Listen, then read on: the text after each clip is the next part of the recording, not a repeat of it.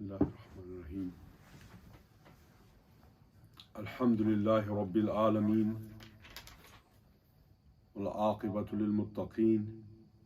Wassalatu wassalamu ala rasulihi Muhammadin wa alihi wa ashabihi ajma'een. قال الشيخ الإمام الأجل الزاهد أبو الحسن أحمد بن محمد بن أحمد بن جعفر البغدادي المعروف بالقدوري. Brothers and sisters in Islam, Assalamu alaikum wa rahmatullahi wa barakatuh. Today I have made the intention to explain a book of fiqh by the name of Mukhtasar Quduri. The copy I have in my hand is a print of Al-Bushra, the other publication. They have published this, and then the reason why we have selected this book is the paper, the quality is very good. During the last year and a half, as we have introduced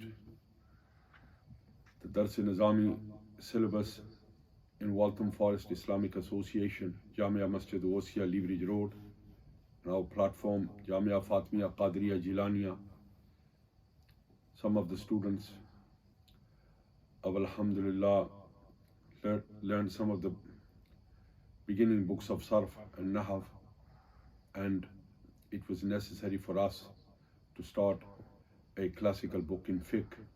Alhamdulillah, bifazli ta'ala, I have had the chance to teach Nur al-Idha, and this is the second book in fiqh that we are starting.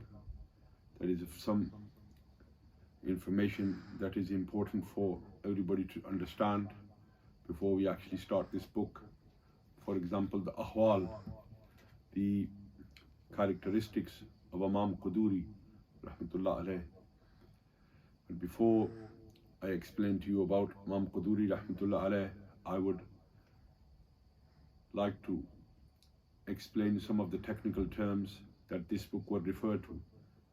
And we understand the ulama of fiqh, the imams of fiqh of four: Imam Azam Abu Hanifa rahmatullah alayh, Imam Malik rahmatullah alayh, Imam Shafi rahmatullah alayh, and Imam Ahmad ibn Hanbal rahmatullah alayh. These are the four imams of fiqh that were accepted by the majority of the Muslims around the world, and they are followed by majority of the Muslims. Imam Azam Abu Hanifa rahmatullah alayh, he had many students, but this book will refer to some technical terms. When Quduri, the book, refers to Aimai Salasa, this would mean Imam Azam Abu Hanifa rahmatullah alayh, Imam Abu Yusuf, and Imam Mohammed rahmatullah alayh. Imam Abu Yusuf and Imam Mohammed, they were the students of Imam Azam Abu Hanifa, and they would be termed as Aimai Salasa, meaning the three Aima, three Imams. But then there is another term, technical term, which is Shaykhain. When the book refers to Shaykhain or uses the term Shaykhain, this would mean Imam Abu Hanifa and Imam Yusuf, because they were the two teachers, the ustads. And so when we use the word Shaykhain, we mean Imam Abu Hanifa and Imam Abu Yusuf. And then the book will use another phrase, another word, Sahibain. This would mean Abu Yusuf and Imam Muhammad, yani the two students of Imam Azam Abu Hanifa. And then there would be another term used by Tarfain, when Tarfain is used, this refers to Imam Abu Hanifa and Imam Muhammad. Shaykhain would mean the two ustads, the two teachers of the later students. And in this particular case, it would be the two ustads of Imam Muhammad. Sahibain would mean the two students.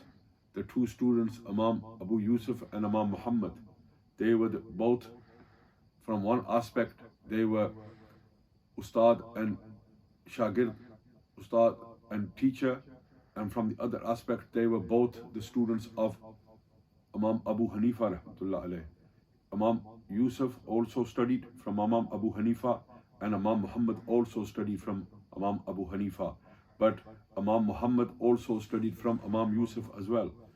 Tarafain, Abu Hanifa and Imam Muhammad.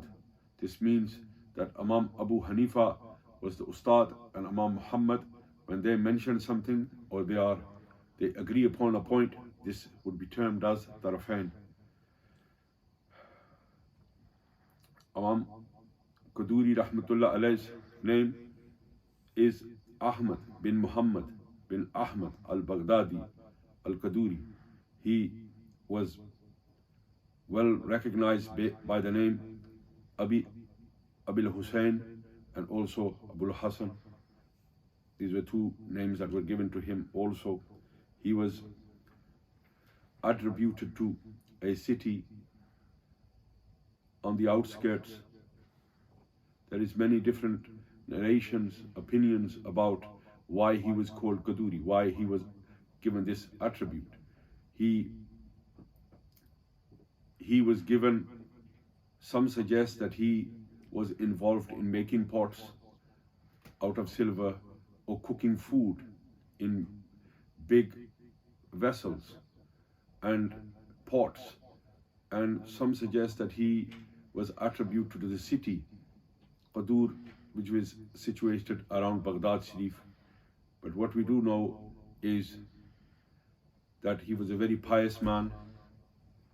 He had great love for Allah and His Rasul sallallahu alayhi wa alihi wasallam. And we know that when he wrote this book, he went to Makkah, Karrama, and he prayed and supplicated to Allah subhanahu wa ta'ala that Allah subhanahu wa ta'ala accept this book. And when he opened the book after his supplication, he says that many of the rulings that were rubbed out, eradicated. So this meant that this was accepted in the court of Allah subhanahu wa ta'ala, that all the mistakes were taken out of it. He was born in the year 362 and died in the year, this is Hijrah, and he died in the year 428. It was a Sunday. He was 86 years of age, and it was Baghdad Sharif that he died, and 5th of Rajab is his death anniversary.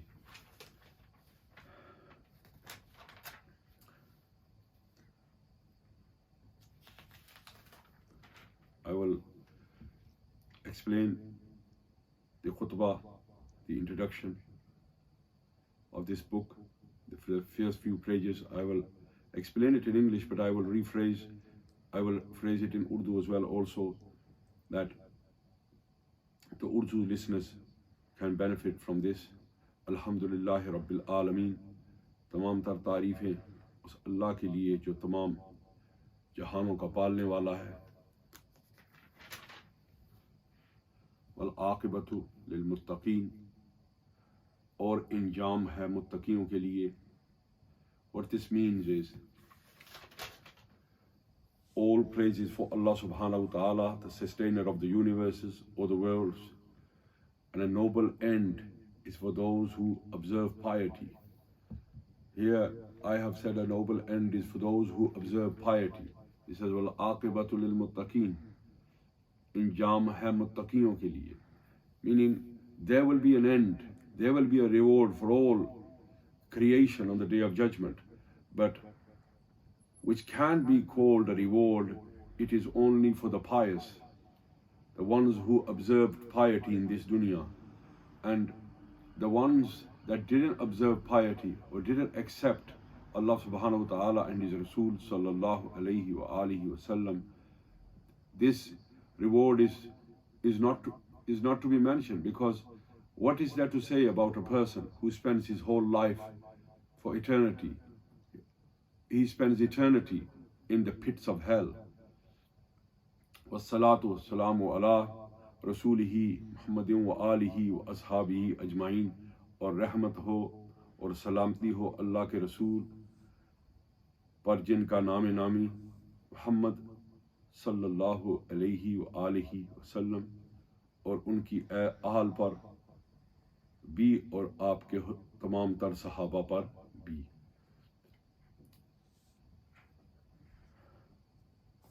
May the blessings and salutations be on the Messenger of Allah subhanahu wa ta'ala, who is Hazrat Muhammad Mustafa sallallahu alayhi wa alihi wa sallam, and may the blessings be upon the family of Hazrat Rasulullah and all of his companions. Today's lesson we will finish here, and inshallah the next lesson will start from Qala al-Shaykh al-Imam al-Ajal. May Allah subhanahu wa ta'ala give us the ability to understand the teachings, act upon them and spread them. Wa akhiru da'wana alhamdulillahi rabbil alameen. Wassalatu wassalamu alayka ya Rasulullah wa ala alika wa ashabika ya Habibullah.